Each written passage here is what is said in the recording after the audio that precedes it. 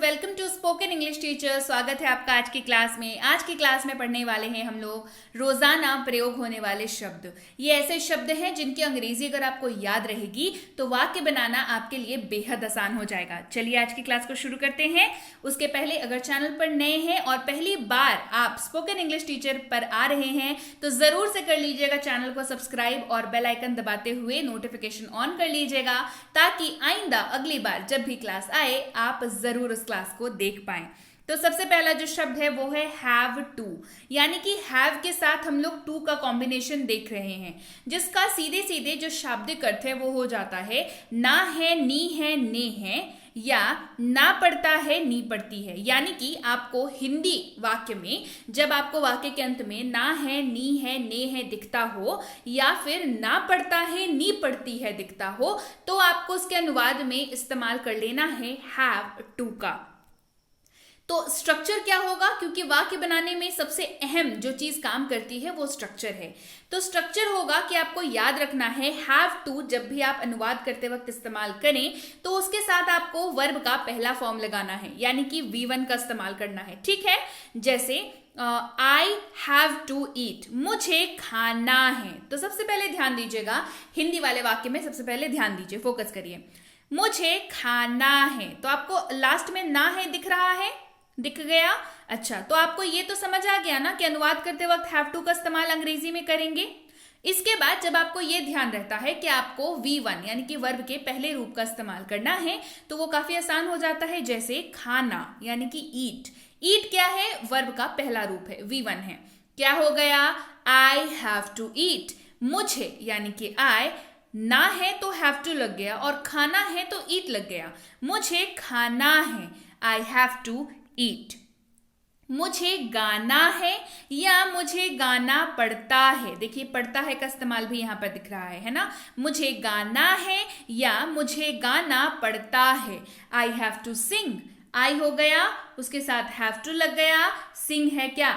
V1 है ना। मुझे गाना है या मुझे गाना पड़ता है, आई हैव टू सिंग। हमें खेलना है, वी हैव टू प्ले, हमें खेलना है, वी हैव टू प्ले। आपको नाचना है, यू हैव टू डांस, आपको नाचना है, you have to dance. Rule समझ लीजिए कि हैव टू का इस्तेमाल आप किन किन सब्जेक्ट्स के साथ कर सकते हैं। आई, यू, वी और दे, ये चार ऐसे सब्जेक्ट्स हैं जो आपको हैव टू का इस्तेमाल आपको इनके साथ कर लेना है। इस रूल को याद रखना, मैं बता दूं, गांठ बांध लीजिए इस रूल की, आपको बहुत जरूरत पड़ने वाली है जब आप फ्लुएंटली अंग्रेजी में बात करने लगेंगे, तो जरूर से इसको गांठ बांध लीजिएगा। आगे बढ़ते हैं, अगला शब्द है हमारे पास हैज टू, यानी कि हैज के साथ हम लोग देखेंगे टू का इस्तेमाल। इसका जो अर्थ है वो होता है ना है, नी है, ने है, या ना पढ़ता है, नी पढ़ती है। सेम अर्थ है जो हमारा हैव टू का था, राइट? अग्री कर रहे हैं, सेम अर्थ है। तो फिर अलग अलग दो शब्दों को पढ़ने की क्या जरूरत है, ये मैं बताऊंगी आपको इसके आगे। तो उसके पहले स्ट्रक्चर जान लीजिए। स्ट्रक्चर भी बिल्कुल सेम रहेगा, हैव टू के जगह पर हैज टू यहां पर लग जाएगा। यहां पर भी V1 यानी कि वर्ब के पहले रूप का इस्तेमाल होगा। शाब्दिक अर्थ वही है, ना है, नी है, ने है, ना पढ़ता है, नी पढ़ती है। सोहन को खाना है, Sohan has to eat, Sohan को खाना है, सोहन हैज टू ईट। उसे सुनना है या उसे सुनना पड़ता है, शी हैज टू लिसन, उसे सुनना है या उसे सुनना पड़ता है, शी हैज टू लिसन। उसे आना है, ही हैज टू कम, उसे आना है, ही हैज टू कम। रिया को गाना है, रिया हैज टू सिंग, रिया को गाना है, रिया हैज टू सिंग। अब समझिए फर्क क्यों आया और क्यों दो अलग अलग शब्दों की जरूरत पड़ी। ये है रूल के वजह से। रूल जो है कुछ ऐसा कहता है कि आप सारे सब्जेक्ट्स के साथ हैव को इस्तेमाल नहीं कर सकते, तो उसके लिए तो कोई एक शब्द चाहिए ना। वो शब्द है हमारा हैज टू। ये इस्तेमाल हो जाएगा ही, शी, इट और किसी भी नाम के साथ, लड़की का नाम भी, लड़के का नाम भी, राइट? ही, शी, इट और किसी भी नाम का इस्तेमाल करें तो अनुवाद करते वक्त हैज टू का इस्तेमाल करेंगे। आई, यू, वी, दे का इस्तेमाल करें तो अनुवाद करते वक्त हैव टू का इस्तेमाल करेंगे। यहां पर बात हो गई साफ। आगे बढ़ते हैं अगले शब्द की ओर, जो कि है हैड टू, HAD, हैड, साथ में इस्तेमाल देखेंगे टू का। इसका अर्थ हो जाता है ना था, नी थी, ना पढ़ता था, नी पढ़ती थी, ना पढ़ा, नी पढ़ी। ये सारे इसके शाब्दिक अर्थ हैं, यानी कि आपको वाक्य के अंत में अगर ये दिखे तो आपको ये सब पता चल गया कि अनुवाद करते वक्त आपको हैड टू का इस्तेमाल करना होगा। तो चलिए इस्तेमाल देखते हैं। उसके पहले स्ट्रक्चर जान लेते हैं, जो कि है subject plus had two plus verb का पहला फॉर्म V1। जैसे सोहन को खाना पड़ा, तो सोहन हमारा सब्जेक्ट हो गया, ना पड़ा दिख रहा है तो हैड टू हो गया, और V1 खाना यानी कि ईट हो गया, तो Sohan had to eat. Sohan को खाना पड़ा, सोहन हैड टू ईट। मुझे पढ़ना था, आई हैड टू स्टडी। मुझे पढ़ना था, आई हैड टू स्टडी। उसे इंतजार करना पड़ा, he had to wait। उसे इंतजार करना पड़ा, he had to wait। उन्हें खेलना था, they had to play। उन्हें खेलना था, they had to play। समझिए अब रूल, क्योंकि रूल ही जो है वो आपको इसके इस्तेमाल में सुविधा दिलाएगा। हैड टू का इस्तेमाल जी इन सब के साथ आप कर सकते हैं, I, you, we, they, he, she, it और किसी भी नाम के साथ हैड टू का इस्तेमाल आप ब्यूटिफुली कर सकते हैं। अब बढ़ते हैं आगे और देखते हैं एबल टू का इस्तेमाल। एबल टू का मतलब क्या होता है मैं बता दूं। एबल के साथ हम लोग टू का इस्तेमाल देखेंगे, राइट। एबल जो है वो कुछ करने की क्षमता को हमेशा दर्शाता है, जैसे समर्थ होना या सक्षम होना, ये जब हो तो एबल टू का इस्तेमाल होता है। अब एबल टू का इस्तेमाल आप अकेले नहीं कर सकते, आपको उसके साथ किसी ना किसी का साथ चाहिए। किनका साथ चलेगा आगे बताती हूं। पहले एबल टू का सिर्फ एक उदाहरण देख लीजिए। वह अब चल पा रहा है, तो इस वाक्य में आप नोटिस करेंगे कि किसी एक व्यक्ति की समर्थता, उनके काबिल होने की बात की जा रही है। वह अब चल पा रहा है, he is able to walk now.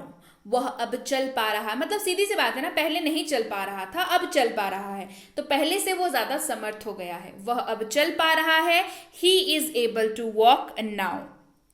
Able to का रूल भी समझ लीजिए कि एबल टू का इस्तेमाल आप सबके साथ कर सकते हैं, I, you, we, they, he, she, it और किसी भी नाम के साथ। मैं आगे जब भी कहूं सबके साथ कर सकते हैं, तो ये सीधे तौर पर इसका मतलब हो जाएगा कि I, you, we, they, he, she, it और किसी भी नाम की मैं बात कर रही हूं, राइट। नाम में लड़की लड़का कोई भी चलेगा।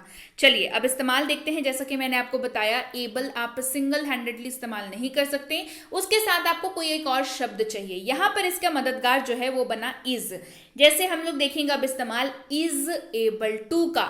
एबल टू जो है वो या तो इज के साथ आएगा, या तो एम के साथ आएगा, या तो आर के साथ आएगा, वॉज के साथ आएगा, वर्क के साथ आएगा। वैरायटीज है, सारे को डिस्कस करेंगे। सबसे पहले जानते हैं इज के साथ इस्तेमाल। इज एबल टू, जिसका अर्थ बन रहा है पा रहा है, पा रही है। क्या अर्थ बन रहा है? पा रहा है, पा रही है। जैसे वह चल पा रहा है, he is able to walk. Structure क्या होगा? स्ट्रक्चर जानना बेहद जरूरी है। Subject plus is plus able to plus V1, right. क्या जुड़ गया? एबल टू जुड़ गया, इसके साथ लग रहा है और वर्ब का पहला रूप ही लग रहा है। ही हो गया सब्जेक्ट, इज दिख गया, एबल टू दिख गया, चलना यानी कि walk, walk. He is able to walk. वह चल पा रहा है, he is able to walk. वह नृत्य कर पा रहा है, वह नृत्य करने में सक्षम है, वह नृत्य करने में समर्थ है। He is able to dance, he is able to dance. ये तीनों जो है एक ही वाक्य है, बस कहने का तरीका अलग है, तो अनुवाद जो है सेम होगा। He is able to dance. वह चल पा रही है, she is able to walk. वह चल पा रही है, she is able to walk. Mohan अपना कंप्यूटर चला पा रहा है, Mohan is able to operate his computer. Mohan अपना कंप्यूटर चला पा रहा है, Mohan is able to operate his computer. अब देखते हैं इस्तेमाल, इसका जो रूल है वो समझ लेते हैं।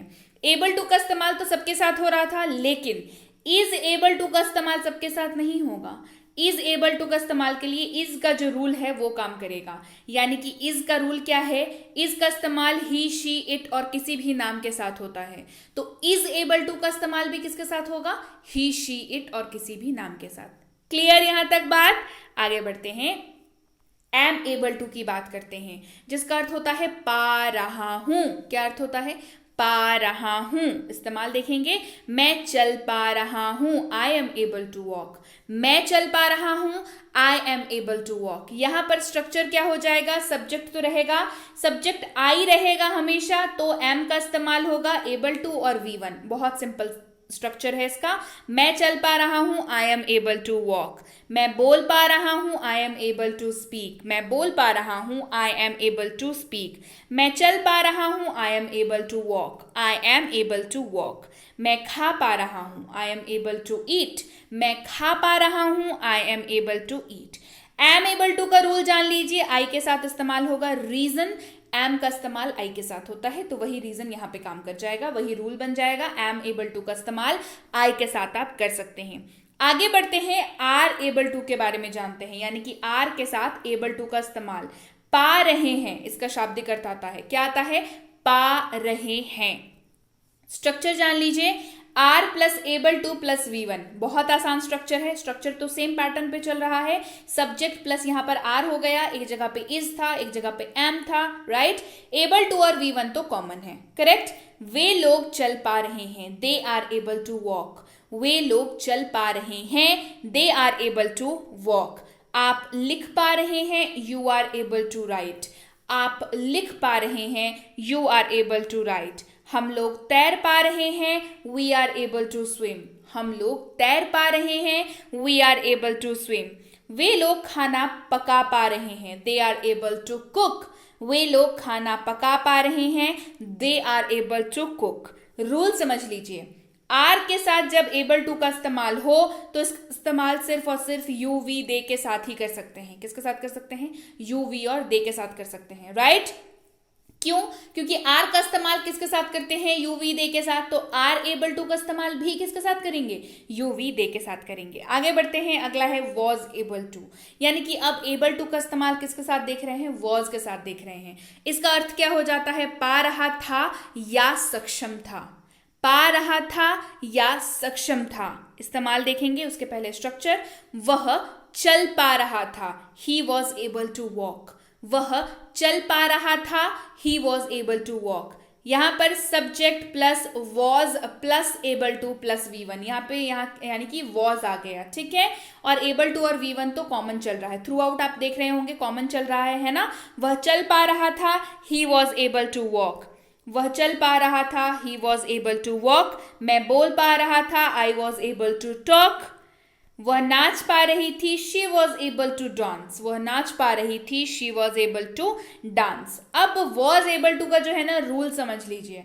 वॉज एबल टू का रूल जो है वो थोड़ा सा पहले वाले चीजों से अलग है। जैसे कि वॉज एबल टू का इस्तेमाल आप कर सकते हैं आई, ही, शी, इट और किसी भी नाम के साथ, right. I, he, she, it और कोई भी नाम, लड़की लड़का दोनों का चलेगा। अगला है वर एबल टू, यानी कि वर के साथ अब एबल टू का इस्तेमाल। इसका अर्थ होता है पा रहे थे या सक्षम थे। पा रहे थे या सक्षम थे। जैसे कि वे लोग बोल पा रहे थे, they were able to talk. वे लोग बोल पा रहे थे, they were able to talk. Structure जान लीजिए, सब्जेक्ट प्लस वर लग जाएगा। एबल टू और V1 तो कॉमन है, थ्रू आउट आ रहा है, राइट। वे लोग बोल पा रहे थे, they were able to talk. वे पढ़ पा रहे थे, they were able to read. वे पढ़ पा रहे थे, they were able to read. आप नाच पा रहे थे, you were able to dance. आप नाच पा रहे थे, you were able to dance. हम लोग बोल पा रहे थे, we were able to speak. हम लोग बोल पा रहे थे, we were able to speak. Were able to का रूल समझ लीजिए। वर एबल टू और वॉज एबल टू में फर्क बस रूल का ही है, ठीक है। वर एबल टू का इस्तेमाल आप यू, वी और दे के साथ कर सकते हैं। किसके साथ कर सकते हैं? यू, वी और दे के साथ कर सकते हैं, राइट। आगे बढ़ते हैं और अबाउट टू के बारे में जानते हैं। एबल टू का चैप्टर खत्म हो गया, अबाउट टू के बारे में बात करते हैं। अबाउट टू जो है वो आप हमेशा सूचित करता है वाला हूं, वाले हैं, वाली हूं, ये आपको दिखेगा वाक्य में। तो नॉर्मली अनुवाद के वक्त अबाउट टू का इस्तेमाल होता है। अबाउट टू भी जो है ना वो किसी के साथ ही काम करता है वाक्य में। जैसे अबाउट टू का सबसे पहले उदाहरण देख लीजिए, मैं खाने वाला हूं, आई एम अबाउट टू ईट।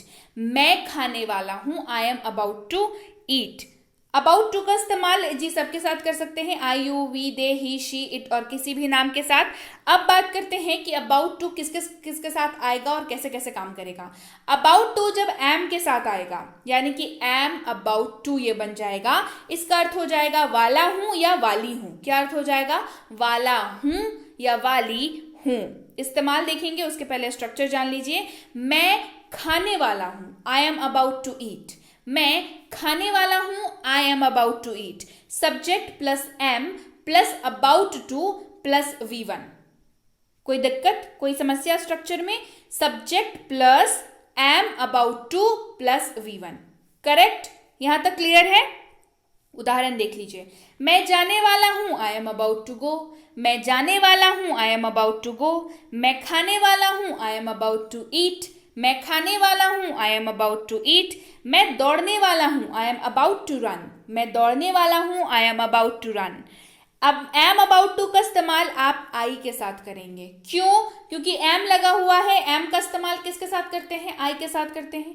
तो एम अबाउट टू का इस्तेमाल भी किसके साथ करेंगे? जी, आई के साथ करेंगे। क्लियर यहां तक? अच्छा, आगे बढ़ते हैं। आर अबाउट टू की बात करते हैं। आर अबाउट टू का अर्थ होता है वाले हैं। क्या अर्थ होता है? वाले हैं। वाक्य के अंत में आपको दिखेगा। जैसे आप जाने वाले हैं, you are about to go. आप जाने वाले हैं, you are about to go. Structure क्या हो जाएगा? Subject plus are about to plus V1। Subject plus are about to plus V1। हम लोग खेलने वाले हैं, we are about to play. हम लोग खेलने वाले हैं, we are about to play. आप बोलने वाले हैं, you are about to speak. आप बोलने वाले हैं, you are about to speak. वे गाने वाले हैं, they are about to sing. वे गाने वाले हैं, they are about to sing. Are about to का इस्तेमाल समझ लीजिए, यानी कि रूल समझ लीजिए। यू वी दे के साथ इस्तेमाल करेंगे। क्यों? आर का इस्तेमाल किसके साथ होता है? You we they. Are about to का इस्तेमाल किसके साथ होगा? यू वी दे के साथ होगा। राइट, आगे बढ़ते हैं। इज अबाउट टू की बात करते हैं, जो है वाला है, वाली है। क्या अर्थ दिखेगा? वाला है, वाली है। इस्तेमाल होगा इज अबाउट टू। स्ट्रक्चर जान लीजिए, उसके पहले उदाहरण एक समझ लीजिए। वह खाने वाला है, he is about to eat. वह खाने वाला है, he is about to eat. Subject plus is about to plus V1। देखिए स्ट्रक्चर वही चल रहा है, इज बस बदल गया यहां पर, है ना। He is about to eat. उदाहरण देखते हैं। वह आने वाला है, he is about to come. वह आने वाला है, he is about to come. वह खाने वाली है, she is about to eat. वह खाने वाली है, she is about to eat. Rohan दौड़ने वाला है, Rohan is about to run. Rohan दौड़ने वाला है, Rohan is about to run. Rule समझ लीजिए। अबाउट टू के साथ जब इज लग जाएगा तो वो इस्तेमाल होगा ही, शी, इट और किसी भी नाम के साथ। क्यों? क्योंकि इज का इस्तेमाल किसके साथ होता है? ही, शी, इट और किसी भी नाम के साथ। तो इज अबाउट टू का इस्तेमाल भी किसके साथ होगा? ही, शी, इट और किसी भी नाम के साथ। करेक्ट? आ गया समझ? लॉजिक समझ में आ गया पूरा?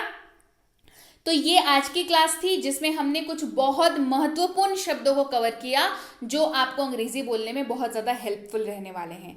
तो अगर आपको क्लास पसंद आई है तो कमेंट करके मुझे बताइए, क्लास को लाइक करिए, क्लास को शेयर करिए। चैनल को नहीं किया है सब्सक्राइब तो आप समझ सकते हैं कितना ज़रूरी है चैनल को सब्सक्राइब करना, ताकि ऐसी क्लासेस आपको मिलती रहें। आप चैनल को ज़रूर सब्सक्राइब करें और बेल आइकन को भी ज़रूर दबा दें, ताकि जब भी क्लास आए आपसे वो क्लास कहीं मिस ना हो जाए। इसके साथ ही मैं मिलती हूँ आपसे आपकी अगली क्लास में कुछ और नए और इंटरेस्टिंग शब्दों और या फिर सेंटेंसेस या फिर कॉन्सेप्ट या फिर जो आपको मदद करेंगे अंग्रेजी बोलने में, वैसे कॉन्सेप्ट, बेहतरीन कॉन्सेप्ट को लेकर के। आप तब तक इस क्लास को रिवाइज करिए।